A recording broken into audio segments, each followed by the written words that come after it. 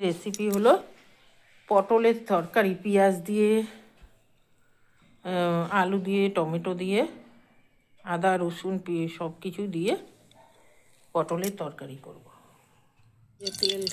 তেল গরম হয়ে গেল, এই পটলগুলো ভাজি দিলাম। পটলে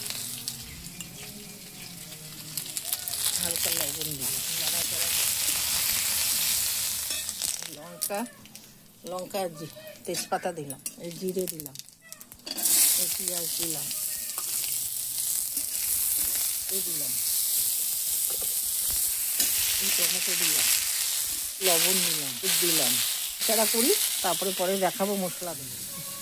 জিরা, লঙ্কা, আদা, তিনটে জিনিস একসাথে গুলিয়ে পটলটা দিয়ে দিলাম, জল দিয়ে দিলাম,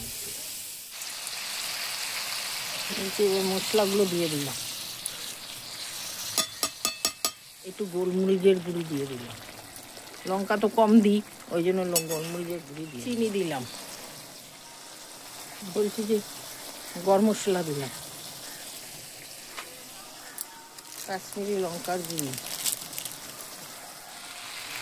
ধনে পাতা দিলাম,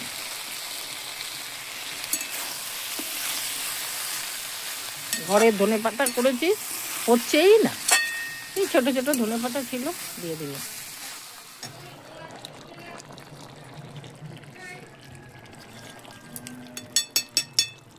শেয়ার কমেন্ট করবেন, সাবস্ক্রাইব করতে ভুলবেন না।